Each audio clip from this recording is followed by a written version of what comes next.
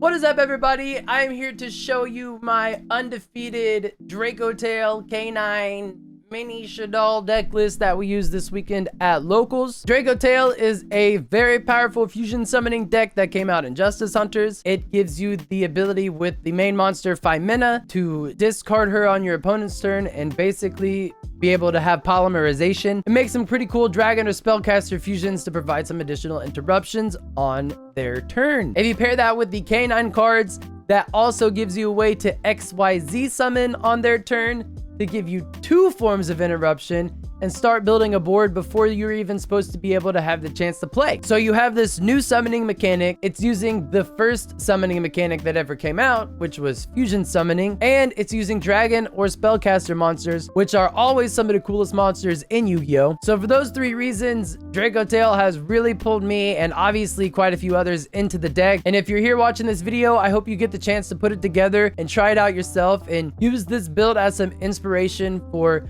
your own versions of the deck to play during this format. Without making you wait any longer, let's go ahead and take a look at the deck list. This deck was awesome. I went 1 and 3 with it last weekend, watched some videos of everybody's results this week, took some inspiration from some different builds, made some adjustments, came back, and we went undefeated this weekend with Dracotail. I did go 3-1 because I showed up late, 10 minutes late, so we took a loss, but we were not technically defeated, so we're gonna make an undefeated deck profile. I loved this deck. It felt very powerful, so let's go ahead and take a look at what I have for the main deck of this Dracotail K-9 build. The Dracotail lineup is going to be about as standard as you can get. We have the 3 Phimena, the 3 Lucius, the 3 Malulu, 1 Pan, and 1 Urgula.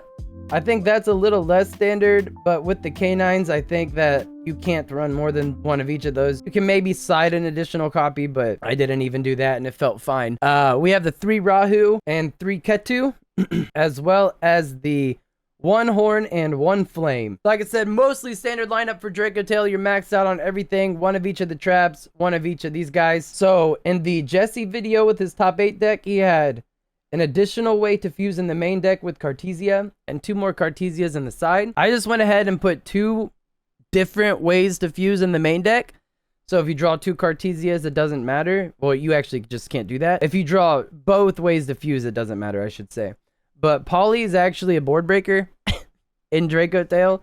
It's insane. It's a board breaker. It's a starter. It's everything you want it to be. This card's crazy. If you draw it, it's really good. I don't think you can play the King of the Swamp stuff with K9, but adding 2 additional ways to fuse in the main deck just kind of helps unbrick some awkward hands. And if you don't see any Dracotails, you still might have a way to do something. So that is why those are there. And then for the K9 package, we have the 3 Azuna and the 1 Lupus. We are not going to play any of the Forced Release or the Case for K9, anything like that. You do not want... I think there's 11 spells in this deck, 1 in the side deck. I think 10 to 12 is as many spells as you can... traps, as you can play in this deck. If you see any more, then you're not going to have enough monsters. That's part of the issue I had last year.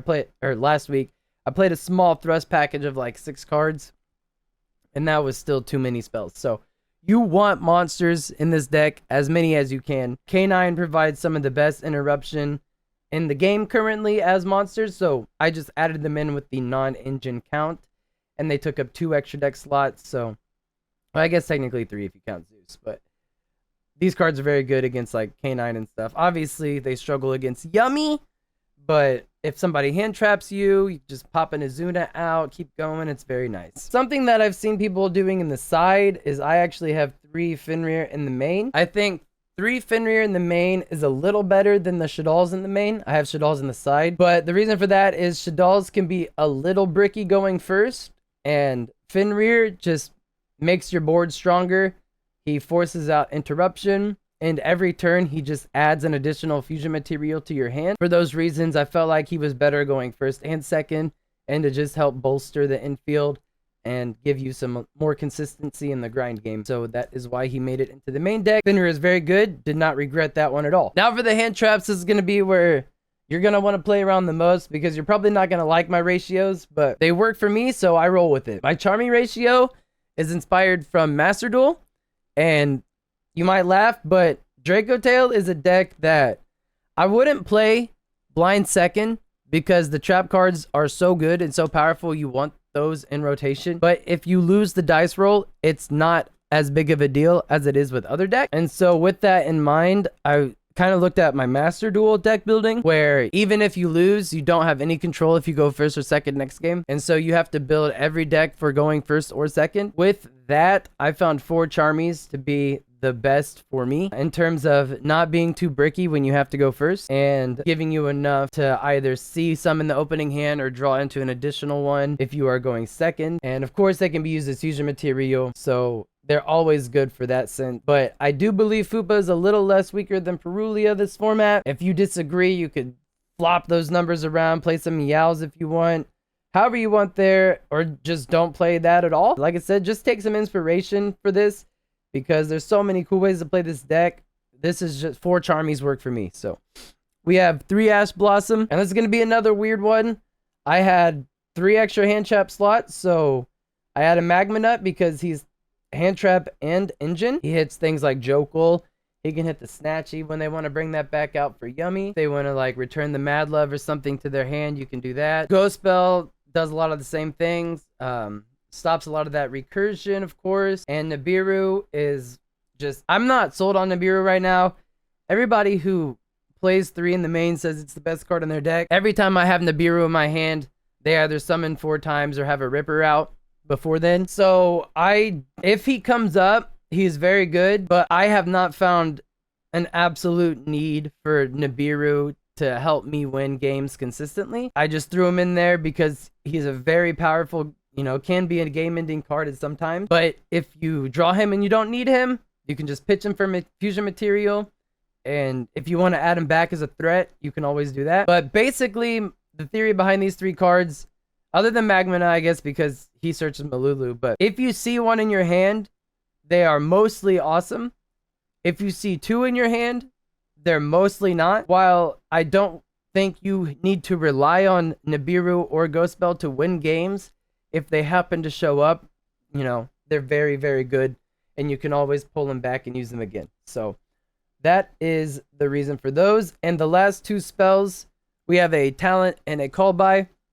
A lot of people aren't even playing those, but with the Azunas and still with the prevalence of the Charmies and things like Ash Blossom, Call By is very good, and Talent is always good, just to help if you only draw like 1 starter and they stop it, to just dig a little deeper.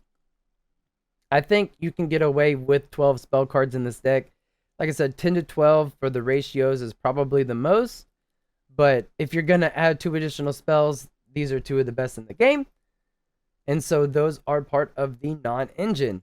That is the main deck, 40 cards. I believe there's 19 non-engine if you include the Fenrirs and the Azunas. So if you don't want to play Kashtira or K-9, you have 19 non-engine slots to play with, which is a ton. That's like yummy numbers. Don't look at this as a way you need to play the deck. Look at it as a way to kind of figure out what kind of ratios and additional help you need to make the deck stronger and fill in its weak point. There's a lot of different things you can do to make the deck your own, and I think you should definitely do that. Moving on to the extra deck, we have 3 Arthalion. Boy, I tried playing this with 2 Arthalion last week because he didn't come in the mail yet, and I would just never do that again. He is required to be at 3. He's so very important. You summon him so much. He gets all of your things back. He's a board breaker.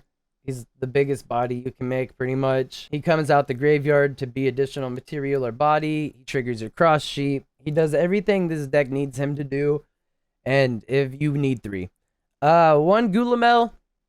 If you're going to make changes to the extra deck and play this version, where I think the extra deck is probably the most tight resource you have, you would want to add an additional Gulamel. I only played the 1. It didn't come up that I needed a 5th Rahu or Malulu target. But in a grind game, it could come up that you need an additional target, and that's why I would play an additional Gulamel. Not as like an additional interruption. Normally, just what you get from the 1 is enough, but as an additional fusion target. The Mysterion and the Secretarion, in the right matchups, these cards are just the most busted cards in the whole world, but most of the time, they're just pretty mid. Secretarion is good to make turn 1 off of a generic fusion, so you can just get an extra body and get some resources back. Mysterion, like I said, when he comes up, just destroys everything.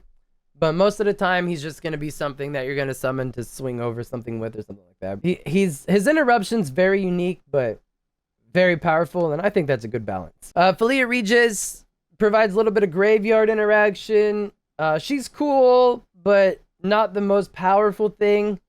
Of course, if she's the only body on the field when you use her effect, like, then you have no bodies on the field because she has to return a dragon. But if you have something like an Orthalion, being able to recur that back to the extra deck and get a disruption is pretty good. It's just that her materials are a little awkward. I think there's only one level 7. If you're not playing Phantasme in the main, there's only one main deck level 7 dragon. That's not a fusion, so just a little awkward.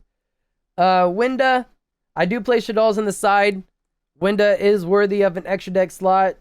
Just entirely shuts down opponents if you're able to get that out on turn 0. But I don't love seeing the Shaddolls in my hand on turn 1. So they're in the side only for that reason. Some matchups, I'll keep them going first if I feel like Winda is just crazy powerful.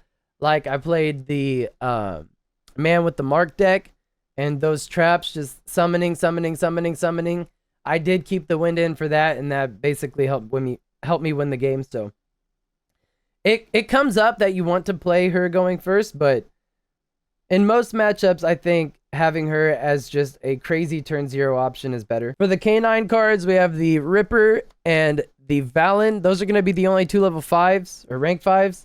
And then a Zeus. Just whenever they run out of materials, you just turn them into a Zeus and make a bigger body. Or if you don't need another book, you can clear the whole field with the Zeus while having 2 materials. However you want to do it. You could cut Zeus. I didn't really use him. People are playing Typhon. You could play an additional Gulamel. And finally, for the links, we have the Spirit with the Eyes of Blue that can turn your Lucius or your Malulu into a Seals with an Orthalion. The Cross Sheep and SP Little Knight. SP just be doing SP things. I don't play the Artemis to turn Lucius into an SP because most of the time you have an Orthalion on the field, which turn 1, I think, is better in the graveyard anyway, so you can put him back in the extra deck. So you can just climb into SP with those 2 things. Turn 0, it would suck getting rid of the 3000 body, but if you're able to link again or fuse again, you can actually just pop him back out. So it's not that big of a deal. I don't think Artemis is worth the slot. But yeah, pretty standard links for this deck, I think. You probably wouldn't want to play additional ones. Unless like you don't play the K-9 cards and you want to mess around with some things. I think that link package is pretty solid. So that is the main and the extra deck. Let's go ahead and take a look at the side, just so you can kind of see what I was thinking about and what I feel like the deck needed help with. So we have a Kurikara and a Sphere Mode. Sphere Mode just clears the whole Yummy board, the whole Vanquish Soul board, some Dracotail boards if they have 3 ways to fuse on the first turn. And then, of course, just like random stuff that have 3 monsters. This normal summon in this deck isn't the most important resource, so you can play him or even Lava Golem if you wanted to. Kurikara, this deck, like I said earlier, doesn't really make giant monsters, so if they have some non-targetable bodies or things that can't be destroyed by your non-targets or just things that are bigger than your monsters in general, you can use Kurikara to help clear them off. It's good for Liger Dancer. And of course, if you draw either of these 2 cards and you don't need them, you can just fuse with them. Or if you need them later, you can just add them back off an Orthalion after you've already fused with them. So I think these cards are worthy of their slots. Whenever you see them, they're just going to be very powerful. 3 Droll, I think Droll's very good this format. Just into like Rogue. Mitsu just won the UK Open, so that's still a thing. I don't think Droll's worth cutting entirely. Phantasme in this version of the build is actually probably the most expendable card in the extra deck. I don't have any Malice at Locals anymore. If I did, I would cut him for Lancia. Just because we have the K-9 cards and I have Shaddolls on the side. So we have 2 Beasts and 1 Shaddoll Fusion. This is 85% of the time for going second because Shaddoll Fusion turns into a 1-card starter if there's a monster on the board, and it isn't really as powerful if you draw it going first. And same with Beast, like it's good if you draw it going first, but if it can clog your hands if you're not seeing enough of ways to fuse or any Dracotail monsters, this isn't the best thing to see. So for that reason, he is stuck in the side, but in the right matchups and on turn 0, Winda goes crazy, and definitely I would play that, at least that small Shaddoll package in most versions of this build. The other 2 Fuwalos that we didn't have in the main, just very good in the right deck. And then 2 Ogres just for that removal. Paradise Smasher, Snatchy, the field spell for Yummy, anything that, you know, what you want to get rid of, Ghost Ogre can do that. So this is the 15 card side deck. All of these cards serve their purposes. I sided them in the matchups that I thought I would, and they did the jobs that I needed them to do in those matchups. I don't think I would change the side deck currently. Like I said, this deck is very fun. You have a lot of slots to play with. Do that. Play with cards that you like. Try things that people haven't tried before. Break boards in ways that they haven't been broken yet. A very cool concept. I'm a big fan of these interactive turn 0 summoning mechanics. Killer tunes are going to make the format pretty cool. Very excited to see what is in the future for Yu-Gi-Oh! After Justice Hunters. But that is the video. I'm not going to go over any combos or anything because I believe they're all pretty standard at this point and you should probably know them. If you don't, there's a million videos about it. But that is my undefeated Dracotail K-9 Shaddoll build. I hope you can take some inspirations from this and have success with the deck yourself. Please subscribe for more content in the future. We stream every single night over at twitch.tv/precision. Let me know down in the comments what you liked, what you didn't like about this build, what changes you would make, what you're playing this format, or just how your day is. I appreciate you all so much for watching. Thank you so much, and we'll see you in the next one.